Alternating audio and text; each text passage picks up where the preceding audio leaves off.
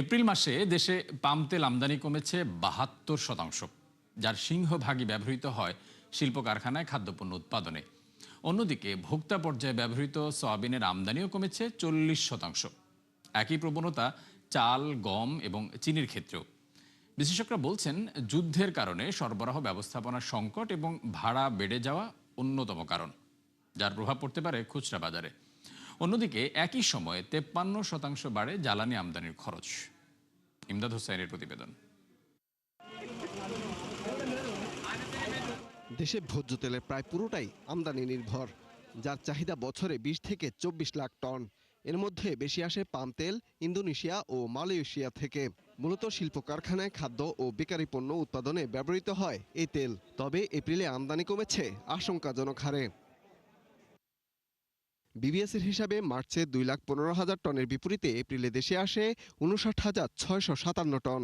টাকার বিচারেও যা ২,৯২৪ কোটি থেকে নেমে আসে মাত্র ৮৬০ কোটি টাকায়।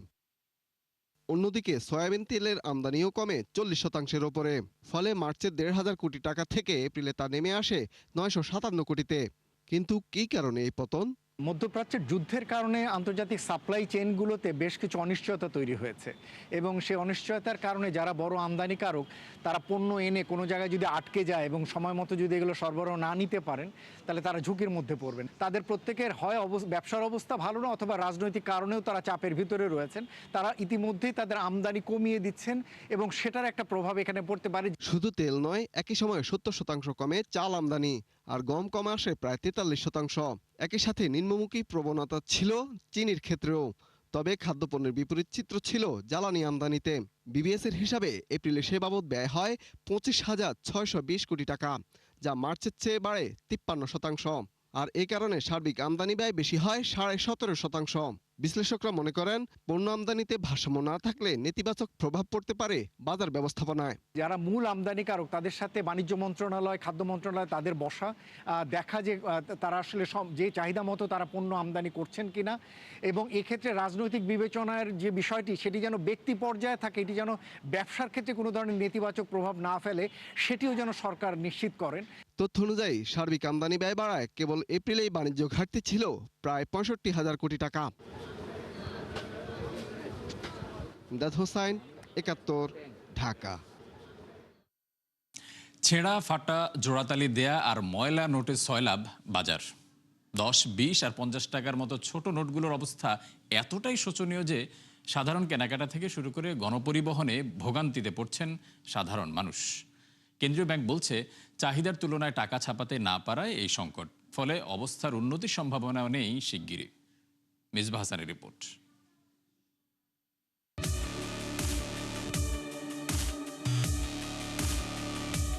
ব্যবসা বাণিজ্য আর অর্থনীতিকে সচল রাখার অবিচ্ছেদ্য অংশ হলো মুদ্রা, কিন্তু সেটিই যেন এখন গলার কাটা। রাজধানীর ছোট বড় থেকে শুরু করে সাধারণ মুদি দোকান, সর্বত্রই এখন চিরচেনা দৃশ্য।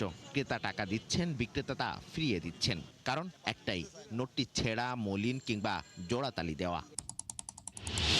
এই যেমন নিজের লেখাপড়া করার পাশাপাশি ছোট ব্যবসা করে নিজের খরচ বহন করা এই শিক্ষার্থী নিত্যদিনের লেনদেনে পড়েন চরম বিপাকে। জানান পুরনো এসব নোট নিয়ে তার সীমাহীন ভোগান্তির কথা।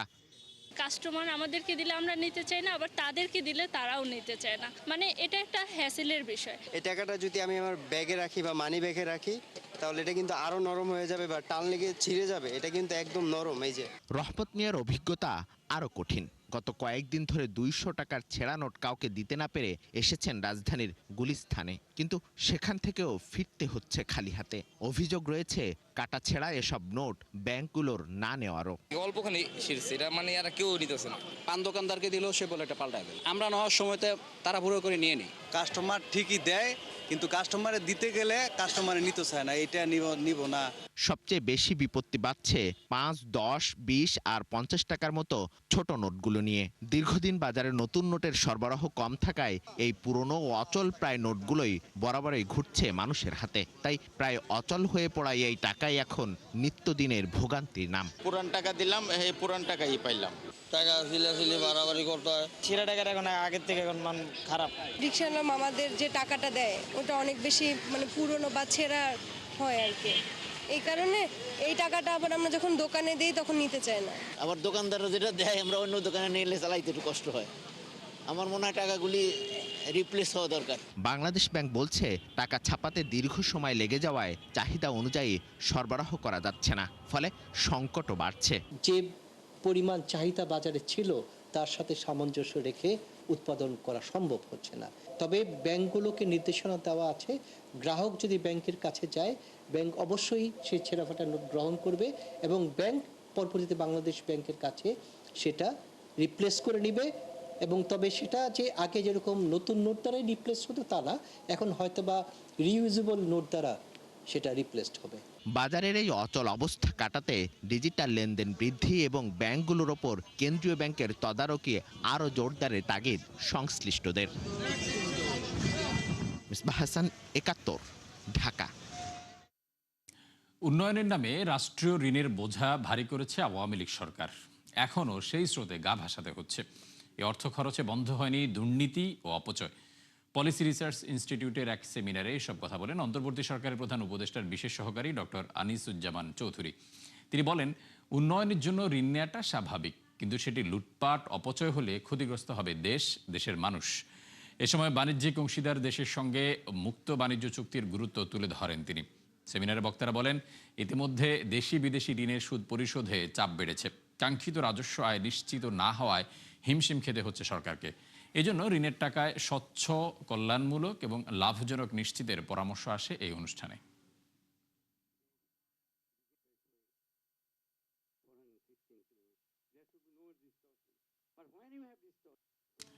উন্নয়ন কৌশল ও নীতিগত স্বাধীনতা, বাংলাদেশের উন্নয়ন পথ চলা শীর্ষক সেমিনারের আয়োজন করেছে পলিসি রিসার্চ ইনস্টিটিউট পিআরআই। আমরা সরাসরি চলে যাচ্ছি সেখানে।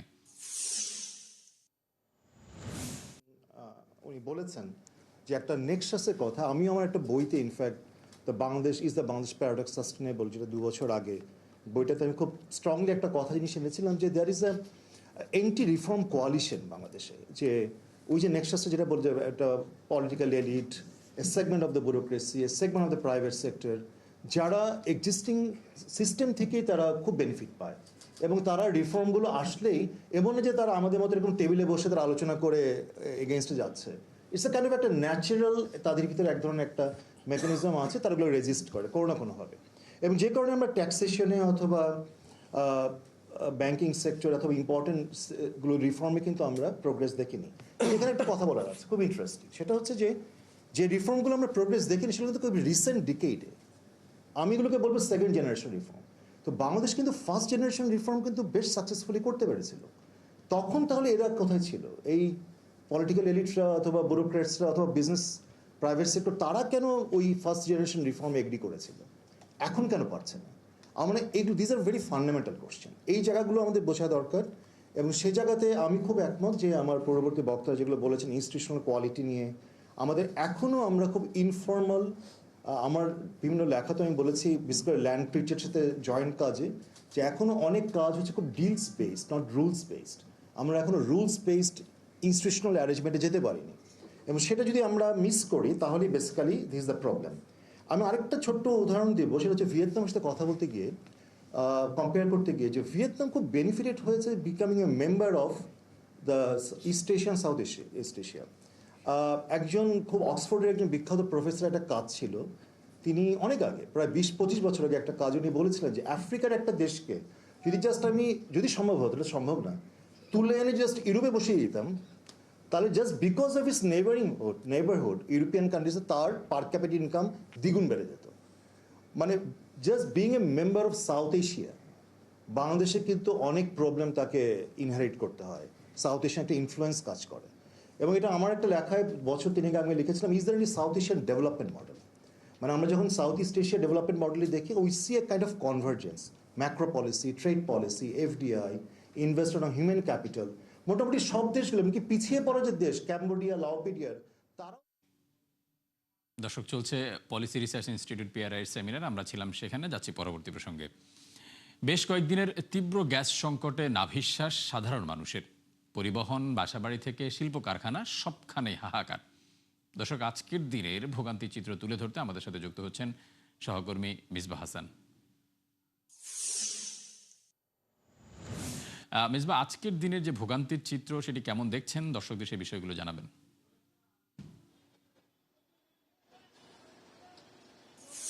ফারুক, আজকের দিনের ভোগান্তির চিত্র যেটি গেল এক সপ্তাহের বেশি সময় ধরে চলছে তার কিন্তু ব্যতিক্রম নয়। একই চিত্র আমরা দেখেছি ফিলিং স্টেশনগুলোতে অনেক ক্ষেত্রে গ্যাসের চাপ না থাকায় বন্ধ হয়ে রয়েছে। একই সাথে যে কয়েকটি সামান্য পরিমাণ চাপ প্রেশারের কারণে তার গ্যাস দিচ্ছেন সেখানে দীর্ঘ লাইন, যার কারণে কিন্তু মানুষের ভোগান্তি কিন্তু শেষ নেই। বিশেষ করে এই গ্যাস সরবরাহ সঠিক না থাকার কারণে কিন্তু সবচেয়ে বেশি ভোগান্তিতে পড়ছেন সিএনজি চালকরা, এবং যে ফিলিং স্টেশনগুলো আছে সেখানে অনেক ক্ষেত্রে সিএনজি চালকদেরকে অনেক ক্ষেত্রে ঢুকতে দেওয়া হচ্ছে না। কিছু স্টেশনে কিন্তু বাড়তিভাবে সিএনজিগুলোকে ঢুকতে হচ্ছে, তারা সেখান থেকে গ্যাস সংগ্রহ করছে, যার কারণে দিনের প্রায় একটা বেশিরভাগ সময় প্রায় বড় একটি অংশ তারা কিন্তু এই গ্যাস সরবরাহের নেওয়ার জন্য কিন্তু তাদের সময় ব্যয় হয়ে যায়। ফলে তারা যে যাত্রী বহন করবে, পরবর্তীতে যে তাদের যে আয় রোজগারের জায়গাটা সেটি কিন্তু অনেক ক্ষেত্রে কমে যাচ্ছে। একই চিত্র কিন্তু রাজধানীর প্রতিটি সিএনজি ফিলিং স্টেশনগুলোতে আমরা কিন্তু দেখেছি যে দীর্ঘ লাইন, যার কারণে কিন্তু চালকরা অনেক ক্ষেত্রে দিনের যে বেশিরভাগ সময় কিন্তু এই দীর্ঘ লাইনে চলে যাচ্ছে, তার ফলে তারা কিন্তু তাদের যে কাঙ্ক্ষিত আয় সেটি কিন্তু উপার্জন করতে পারছেন না। আমরা যদি স্টেশনগুলোর বর্তমান অবস্থা বলি, সেটি কিন্তু অনেক ক্ষেত্রে প্রেশার কম, যেটি 70 থেকে 80 প্রেশার হচ্ছে, যার কারণে কিন্তু পর্যাপ্ত গ্যাস তারা সরবরাহ করতে পারছেন না। আমরা দেখেছি রাজধানীর বিভিন্ন স্টেশন কিন্তু ইতিমধ্যে বন্ধ অবস্থা রয়েছে, শুধুমাত্র গ্যাসের সরবরাহ কিন্তু স্বাভাবিক পর্যায়ে না থাকায় গ্যাসের যে স্বাভাবিক প্রেশার সেটি না থাকার কারণে কিন্তু এটি বন্ধ করে দেওয়া হয়েছে। আমরা এখন যে ফিলিং স্টেশনটিতে আছি এখানে কিন্তু গ্যাস সরবরাহ খুব স্বল্প এসে কিন্তু দেওয়া হচ্ছে। এখানে 70 থেকে 80 প্রেশার রয়েছে, যার মাধ্যমে কিন্তু একটি সিএনজি চালক বা একটি গাড়ি চালক সেখান থেকে মাত্র 50 থেকে 60, যারা একবারেই গ্যাস নেই, যারা তো সর্বোচ্চ 100 টাকা পর্যন্ত কিন্তু গ্যাস সরবরাহ এখান থেকে করতে পারছেন, এবং সর্বোচ্চ 1 থেকে 2-3 ঘন্টা পরে কিন্তু তাদের গ্যাস শেষ হয়ে যেতে, পরবর্তীতে কিন্তু আবার তারা কিন্তু এই গ্যাস নিতে কিন্তু আবার দীর্ঘ সিরিয়াল, যার কারণে ভোগান্তিতে তো পড়ছেনই, আর এই যে দীর্ঘ লাইন তার ফলে কিন্তু যানজটেরও সৃষ্টি হচ্ছে। ফারুক, এই ছিল গ্যাস ভোগান্তি নিয়ে সবশেষ। মিসবাহ, আপনাকে অসংখ্য ধন্যবাদ। দর্শক, সারা দেশে তীব্র গ্যাস সংকটের বিষয়ে জানাচ্ছিলেন সহকর্মী মিসবাহ হাসান। যাচ্ছি পরবর্তী প্রসঙ্গে। সপ্তাহ না ঘুরতেই আরও চড়া সবজি, ডিম ও কাঁচামরিচের দাম। সবচেয়ে বেশি বেড়েছে মরিচের ঝাল। মাত্র এক সপ্তাহে প্রতি কেজি কাঁচামরিচ দ্বিগুণ বেড়ে বিক্রি হচ্ছে 400 টাকায়। অন্যদিকে অধিকাংশ সবজির দাম শতকের ঘরে। ফলে সংসারের হিসাব মেলাতে হিমশিম খাচ্ছেন সাধারণ মানুষ। মিসবাহ হাসানের রিপোর্ট।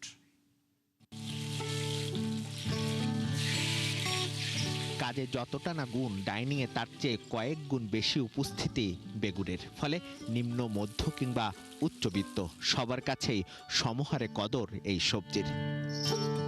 কিন্তু গেল কয়েকদিনের টানা বৃষ্টি আর গ্যাসের সংকটের অজুহাতে ছুঁয়েছে 200 টাকার ঘর। একই পথে হাঁটছে অধিকাংশ সবজি। চাহিদা ভেদে যা ছাড়িয়েছে সেঞ্চুরিকেও, আর দ্বিগুণ দাম বেড়ে কাঁচামরিচ ছাড়িয়েছে 400 টাকার ঘর। এতে বিপাকে সাধারণ মানুষ। কাঁচামরিচ কিনতে যে মাথা খারাপ হয়ে গেছে। এক যে শর্ট হয়তো দাম বাড়ছে সেটা না, 3 দফায় মরিচের দাম বেড়ে মরিচের দাম এখন 400 টাকা। এই যেমন মোসাদ্দেক আলী 2000 নিয়ে বাজারে এলেও সবজি কিনতে সিংহভাগ টাকা শেষ। ফলে বাকি বাজার কিভাবে করবেন তা নিয়ে বিপাকে তিনি। যেই টাকা আনছি যে মাল নিমু বেশি করিয়া হে আর নিতে কম করিয়া, এটা একবার যাবো না, রাইতে কবে মাইয়াই কবে আমি পাই না, বলাই কবে আমি পাই না, আপনি কি করেন আবার কয় দিনের বাজার। ওঠানামার মধ্যে থাকা ব্রয়লার মুরগি কেজিতে 20 টাকা বেড়ে বিক্রি হচ্ছে 200 টাকায়। সোনালির কেজিও 350, আর বরাবরের মতোই বাড়তি দামে বিক্রি হচ্ছে মাছ। বাজার পেয়ে এসেছে 5,000 টাকা, সেখানে 6 থেকে 7,000 টাকা বেড়ে যাচ্ছে। খুবই ভালো, প্রত্যেকটা জিনিসের দাম বেশি। মাছ, মাংস, সবজির এমন ঊর্ধ্বমুখী দামে নিম্নবিত্তদের ভরসা এখন ডিমে, কিন্তু সেখানেও নেই স্বস্তি। দাম বেড়ে প্রতি হালি বিক্রি হচ্ছে 50 টাকায়। তবে কেন এমন দাম বৃদ্ধি তার সঠিক উত্তর নেই বিক্রেতাদের কাছে। কাঁচামালের যখন দাম বেড়ে যায় তখন ডিমের উপরে চাপ পড়ে। 500 টাকা 1000 টাকা ভাঙাইলে আপনার এমনি তো চলে যায়, টাকা চলে যায়। তা আপনার মাছ কিনবো কি, মাংস কিনবো কি, ওটা বাদই দিলাম। শাকসবজির দামও তো অনেক চড়া। বর্তমান পরিস্থিতিতে দামের এমন ঊর্ধ্বমুখী প্রবণতাকে অস্বাভাবিক বলছেন বিশেষজ্ঞরা। বলেন বাজার তদারকির ঘাটতির কারণেই এমন বেপরোয়া মধ্যস্বত্বভোগীরা। নতুন সরকার আসবার পরে এখন পর্যন্ত আমরা গুরুত্বপূর্ণ কোনো সাপ্লাই চেইন স্পেসিফিক পদক্ষেপ আমরা এখনো নিতে দেখিনি।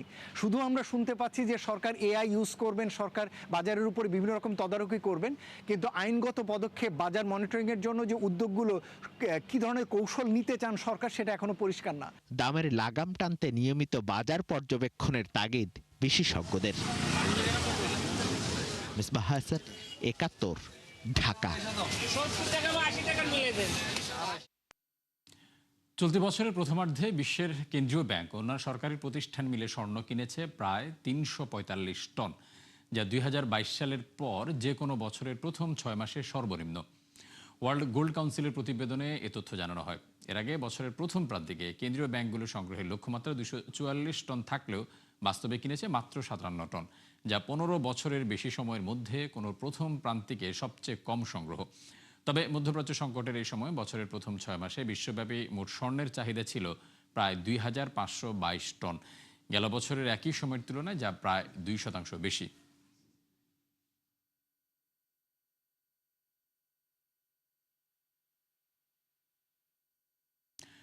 উইঘুর ও অন্যান্য সংখ্যালঘু গোষ্ঠীর মানবাধিকার লঙ্ঘনের অভিযোগে এবার ৪৩টি চীনা কোম্পানির পণ্য আমদানিতে নিষেধাজ্ঞা জারি করেছে যুক্তরাষ্ট্র।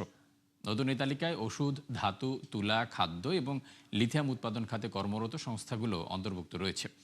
ট্রাম্প প্রশাসনের অধীনে প্রথমবার কোনো চীনা কোম্পানির উপর এলো এই নিষেধাজ্ঞা। ফলে এখন থেকে ১৮৭টি চীনা কোম্পানির পণ্য যুক্তরাষ্ট্র প্রবেশ করতে পারবে না।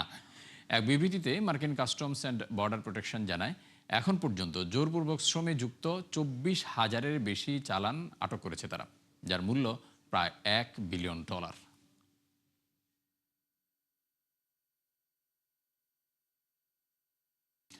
হরমুজ এবং বাব আল মানদেবের পর এবার সুয়েজ খাল নিয়েও বাড়ছে উদ্বেগ। সম্প্রতি পণ্য পরিবহনের গুরুত্বপূর্ণ এই পথটিতে হুতিদের হামলা চিন্তায় ফেলেছে বাণিজ্য সংশ্লিষ্টদের। এটি বন্ধ হলে বিশ্বব্যাপী বাড়তে পারে জ্বালানির দাম, যা উস্কে দিতে পারে বৈশ্বিক মূল্যস্ফীতিকে। তবে হুতিদের হামলাকে ঝুঁকি হিসেবে দেখছে না সুয়েজ খাল কর্তৃপক্ষ। নুসরাত মমি জানাচ্ছেন বিস্তারিত। উপসাগরীয় অঞ্চলের অস্থিরতা এবং হরমুজ ও বাব আল মানদেব প্রণালীর অনিশ্চয়তায় বিশ্বব্যাপী বেড়েছে সুয়েজ খালের গুরুত্ব। কিন্তু হুথিদের সাম্প্রতিক হুমকি, ইরানের পাল্টা অবস্থান এবং মিশরের দামিয়েত্তা বন্দরে ড্রোন হামলার পর উদ্বেগ বেড়েছে গুরুত্বপূর্ণ এ জলপথ ঘিরে, যেখানে জাহাজ চলাচল ব্যাহত হলে আরও সংকটে পড়বে জ্বালানি তেলের সরবরাহ ব্যবস্থা, যাতে পরিবহন ও বিমা খরচ বেড়ে যাওয়ায় ঊর্ধ্বমুখী হতে পারে জ্বালানির দাম, যা উস্কে দিতে পারে বৈশ্বিক মূল্যস্ফীতিকে। মিশরের ভেতর দিয়ে প্রায় ১৯৫ কিলোমিটার দীর্ঘ সুয়েজ খাল ভূমধ্যসাগরকে যুক্ত করেছে লোহিত সাগরের সাথে। ফলে জাহাজগুলো সংক্ষিপ্ত পথে সহজে ইউরোপ ও এশিয়ার মধ্যে বাণিজ্য করতে পারে। ইরান যুদ্ধ শুরুর পর থেকে সৌদি আরবের জ্বালানি তেল রপ্তানিতে অতি গুরুত্বপূর্ণ বিকল্প পথ হিসেবে ব্যবহৃত হয়ে আসছে কৃত্রিম জলপথটি। পরামর্শক প্রতিষ্ঠান এমএসটি মার্কুইয়ের তথ্য বলছে, ড্রোন হামলার পরিপ্রেক্ষিতে এই পথটি বন্ধ হলে হুমকির মুখে পড়বে ৫০ লাখ ব্যারেল তেল সরবরাহ। এছাড়াও সুয়েজ খাল ব্যবহার করতে না পারলে জাহাজগুলোকে ৬,০০০ কিলোমিটার অতিরিক্ত পথ পাড়ি দিতে হবে। এতে প্রতি যাত্রায় বাড়তি সময় লাগতে পারে ১০-১৫ দিন। দীর্ঘ এই পথ পাড়ি দেয়ায় জ্বালানি খরচ, জাহাজ পরিচালনার ব্যয়, বীমা এবং ক্রুদের খরচ উল্লেখযোগ্য হারে বাড়বে, যা শেষ পর্যন্ত শোধ করতে হবে ভোক্তাদের। সুয়েজ খালের বিকল্প পথ রয়েছে, তবে সেখানে জাহাজগুলোকে ৬,০০০ কিলোমিটার পথ অতিরিক্ত পাড়ি দিতে হবে। ফলে পরিবহন খরচ ও বীমা প্রিমিয়াম বাড়বে। তবে হুথিদের সাম্প্রতিক হামলাকে এখনো ঝুঁকি হিসেবে দেখছে না সুয়েজ খাল কর্তৃপক্ষ। নুসরাত মৌমি, ৭১। দর্শক, ৭১ বিজনেসে এই ছিল এখনকার মতো। সরাসরি সংবাদ অনুষ্ঠান দেখতে চোখ রাখুন ৭১-এর ফেসবুক পেজ এবং সাবস্ক্রাইব করুন ৭১-এর ইউটিউব চ্যানেল। থাকুন ৭১-এর সাথে।